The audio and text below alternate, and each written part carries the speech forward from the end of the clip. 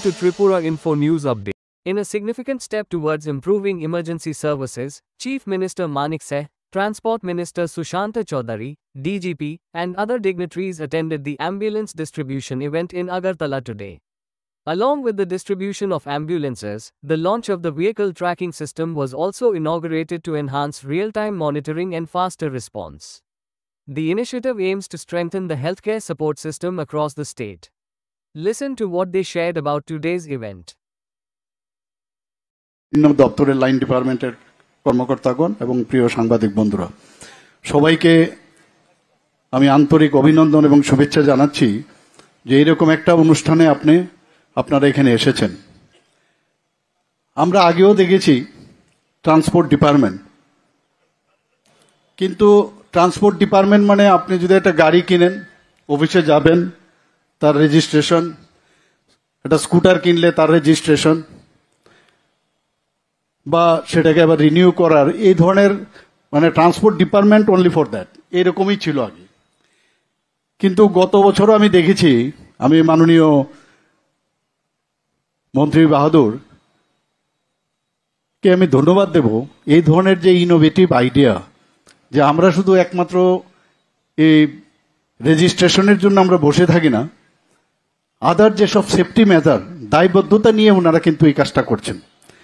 এর আগেও vehicle inspectors ওনারা দিয়েছেন এবং সেগুলো অর্ধেকটা ওনাদের কাছে আছে, আর বাকিটা সমস্ত পুলিশ দপ্তরকে দিয়েছে।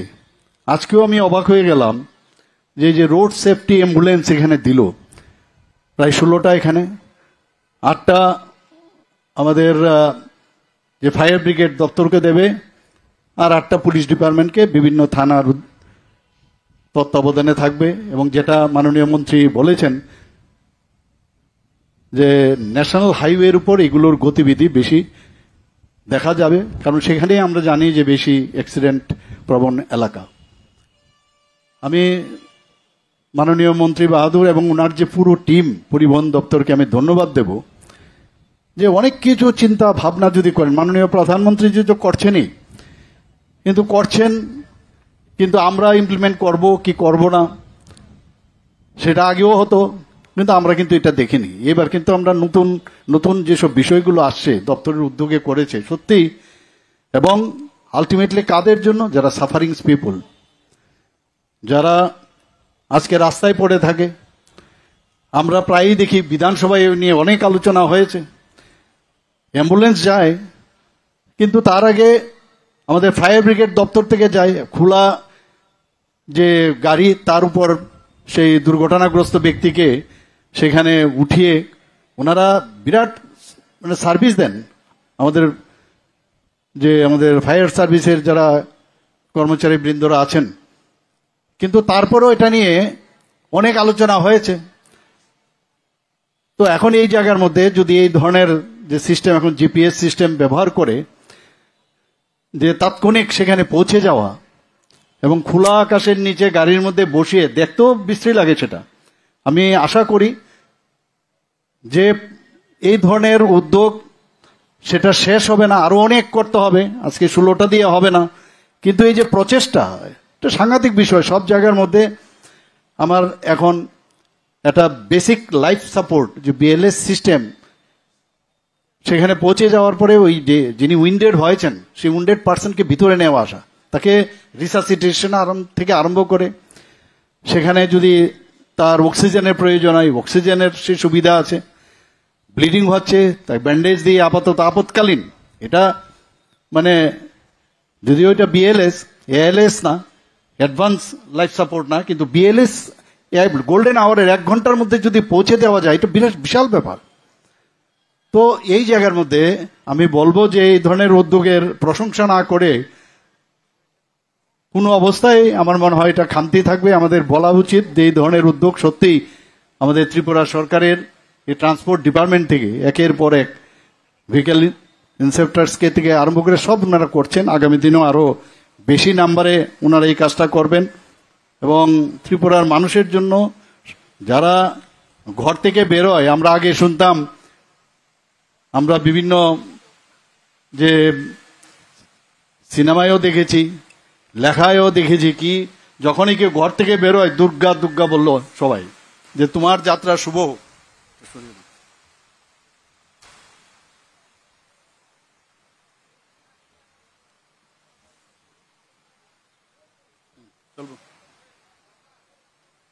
তো সেই জায়গায় আমরা কখন যে ঘর থেকে বেরোবো আর কি অবস্থায় দুর্ঘটনায় আমরা পড়বো সেটা কিন্তু আমরা বলতে পারি না।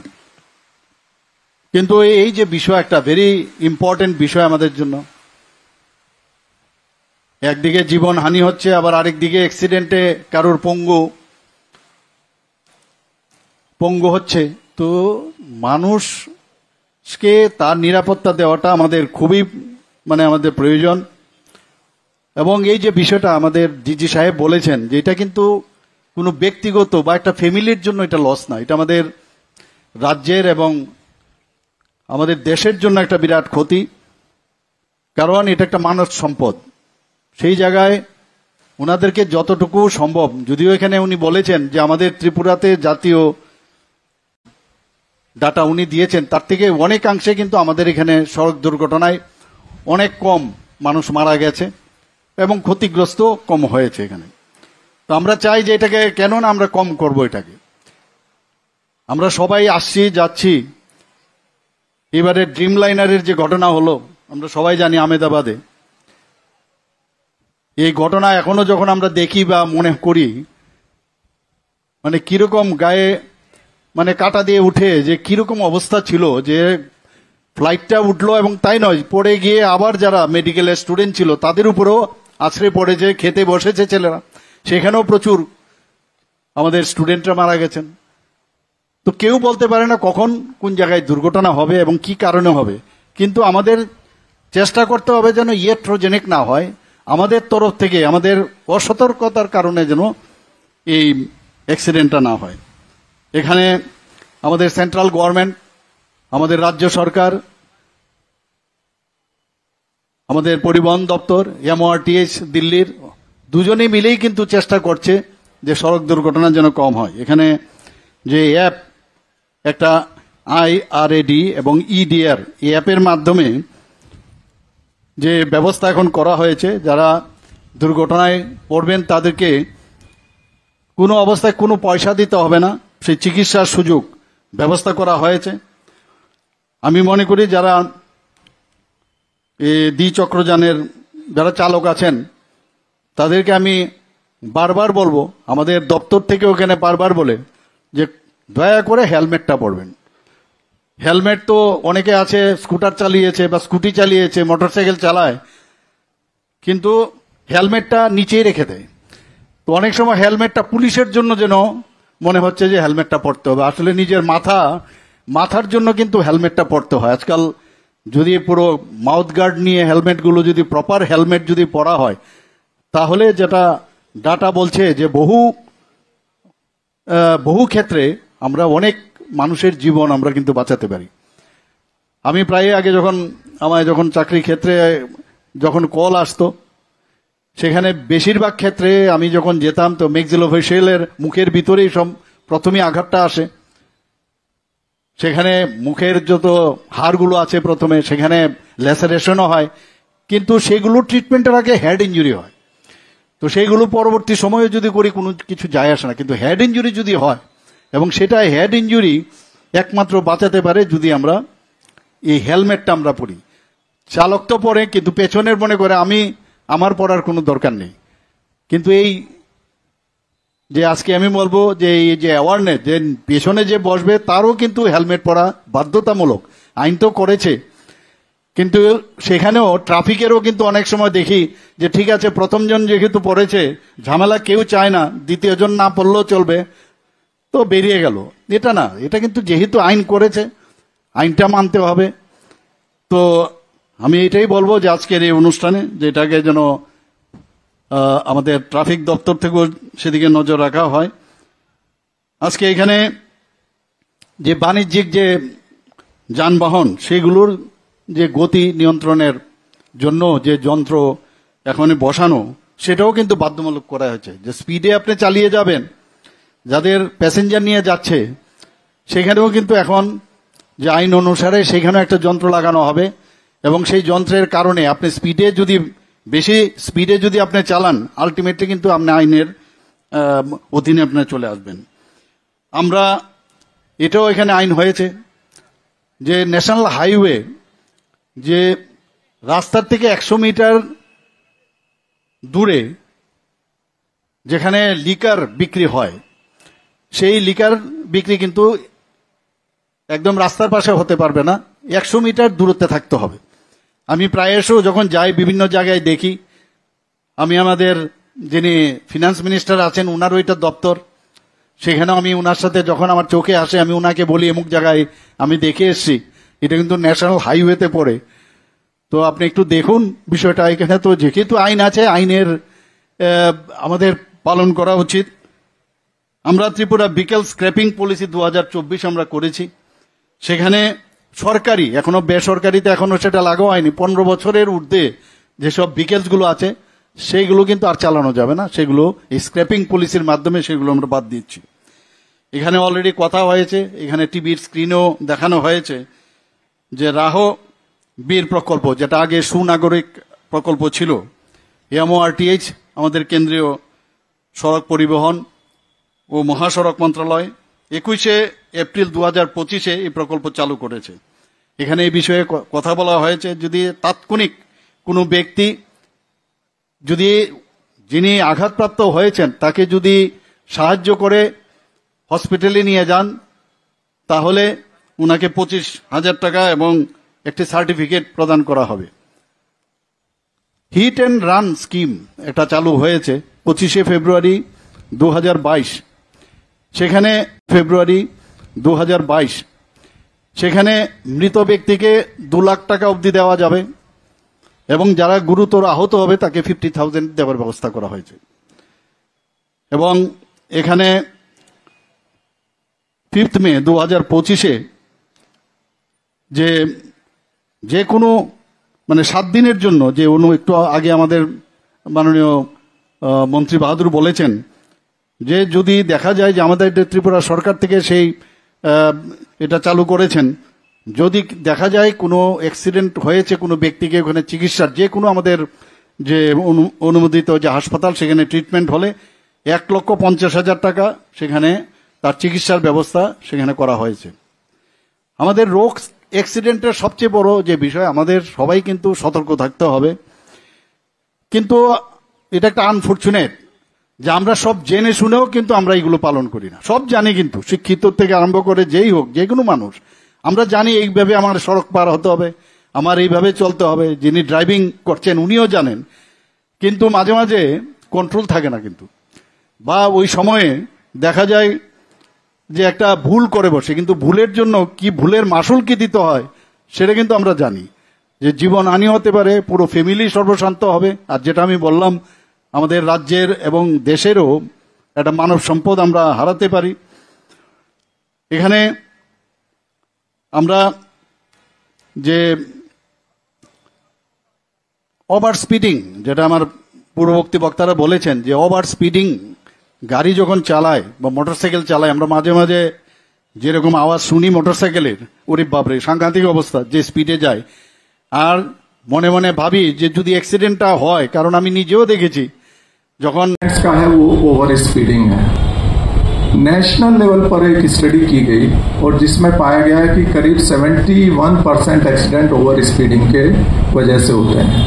त्रिपुरा में जो हमने स्टडी की, हम लगातार कंटिन्यूसली स्टडी करते रहते हैं, 90% एक्सीडेंट्स ओवर स्पीडिंग की वजह से हो रहे हैं। इसके अलावा और भी फैक्टर इसके साथ में युक्त हो सकते हैं, जिसमें कि नशे की अवस्था में गाड़ी चलाना, या गाड़ी की कंडीशन ठीक नहीं होना, या फिर अगर आप गाड़ी चला रहे हैं ट्रैफिक नियमों का अवहेलना कर रहे हैं, तो तब ये एक्सीडेंट्स होते हैं। तो मैं सभी से अनुरोध करूंगा कि आप सभी सरकार के साथ में, विभिन्न दफ्तरों के साथ में, जो पुलिस विभाग, ट्रांसपोर्ट विभाग मिलके जो हम एक मुहिम चला रहे हैं, उसमें बगैर आपके सपोर्ट के, बगैर आपकी सहायता के उसमें सफलता मिलना संभव नहीं है। और निश्चित तौर पर जो हमें अभी तक सफलता मिली है उसका कारण है कि पब्लिक से, आम जनता से सपोर्ट मिला है।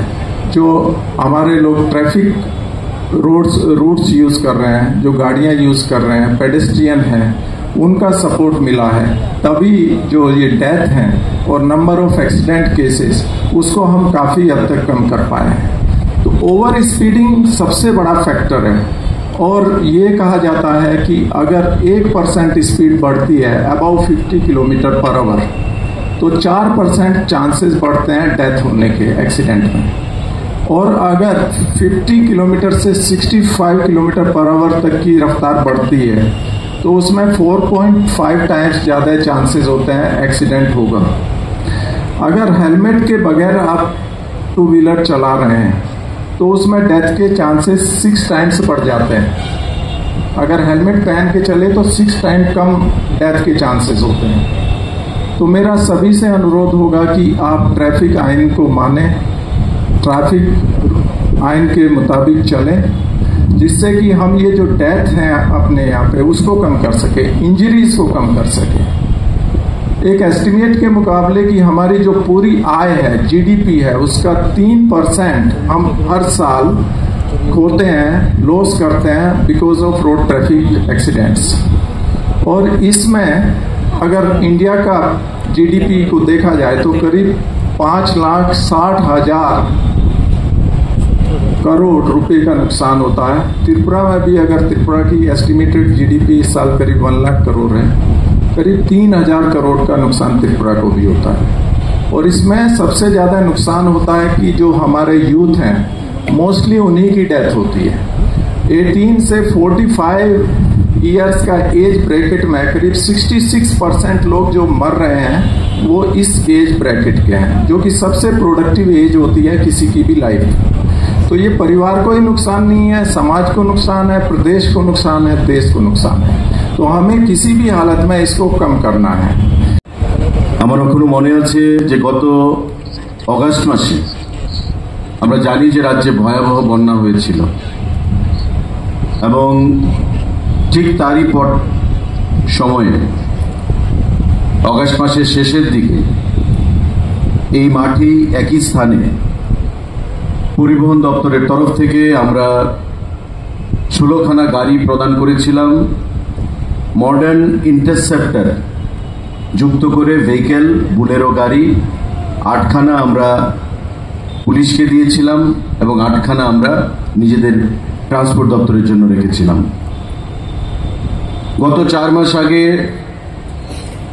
রোড সেফটি কাউন্সিলের মিটিংয়ে by virtue of post transport minister সেটার চেয়ারম্যান এবং পুলিশের আধিকারিকরা, রাজ্য সরকারের বিভিন্ন সেক্রেটারিগণ যার মেম্বার রয়েছেন, আমরা সিদ্ধান্ত গ্রহণ করেছিলাম যে সারা রাজ্যে রোড সেফটির অঙ্গ হিসাবে অ্যাম্বুলেন্স আমরা প্রদান করব এবং সারা রাজ্যের প্রতিটি মহকুমায় বিভিন্ন যে ইম্পর্টেন্ট জায়গাগুলো, স্থানগুলো রয়েছে, বিশেষ করে ন্যাশনাল হাইওয়ের উপর, ওই জায়গাগুলোতে এই অ্যাম্বুলেন্সগুলোকে ডিপ্লয় করা হবে। আমি ধন্যবাদ জানাবো সচিব এবং কমিশনার মহোদয়কে এবং আমাদের বিভিন্ন স্তরের যারা আধিকারিকরা আছেন পরিবহন দপ্তরের, খুবই তৎপরতার সঙ্গে এই সিদ্ধান্তকে বাস্তবায়ন করার জন্য আমরা কাজ করেছি এবং 4 মাসের মধ্যে এই রোড সেফটির অঙ্গ হিসাবে এই অ্যাম্বুলেন্সগুলো আমরা মাননীয় মুখ্যমন্ত্রীর হাত ধরে আজকে জনগণের জন্য, রাজ্যবাসীর জন্য উৎসর্গ করব। এটা একটা গুরুত্বপূর্ণ বিষয় যেটা ডিজিপি সাহেব বলেছেন যে ভারতবর্ষের যে রোড অ্যাক্সিডেন্ট এবং ত্রিপুরা রাজ্যের যে রোড অ্যাক্সিডেন্ট, মৃতের যে সংখ্যা, সেটা দিনের পর দিন কিন্তু আমরা মোটামুটি কন্ট্রোল করে নিচ্ছি মাননীয় মুখ্যমন্ত্রীর নেতৃত্বে।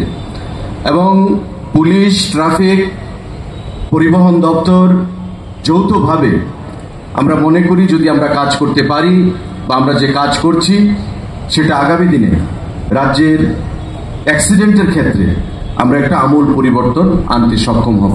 আমরা কি দেখতাম যে একটা অ্যাক্সিডেন্ট হয়েছে, আমার চোখের সামনে ইনজুর্ড ব্যক্তিটা কাতরাচ্ছেন, তার শরীর দিয়ে রক্ত বেরোচ্ছে, হয়তো মাথা ফেটে বা অন্যভাবে রক্ত বেরোচ্ছে, তাকে হাসপাতালে নিয়ে যাওয়া উচিত।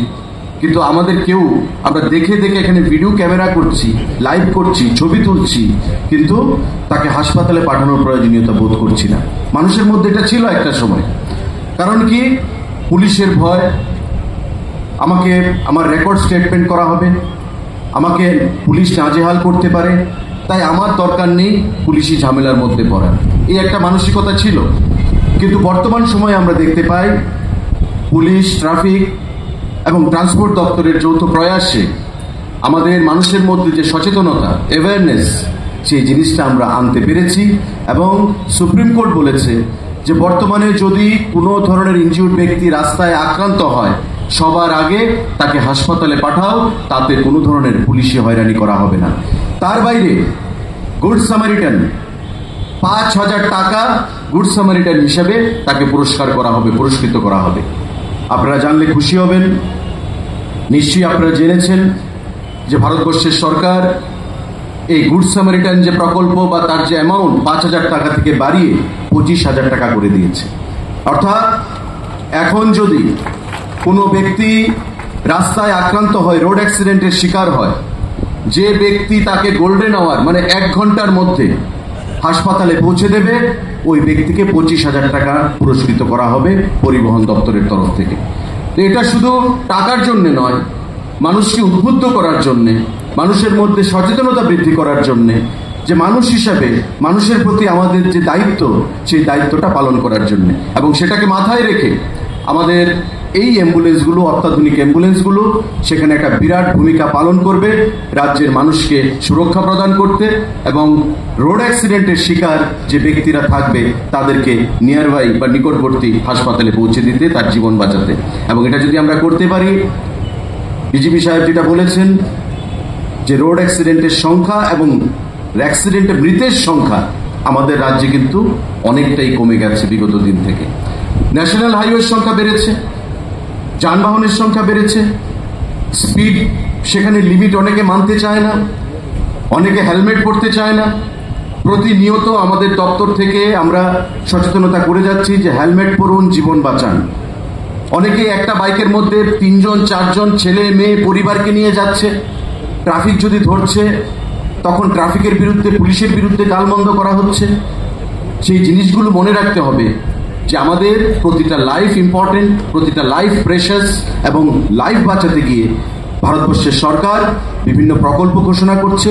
আমাদের মাননীয় মুখ্যমন্ত্রীর নেতৃত্বে পরিবহন দপ্তর, পুলিশ, ট্রাফিক, আমরা যৌথভাবে সম্মিলিতভাবে সেটা প্রয়াস চালিয়ে যাচ্ছি।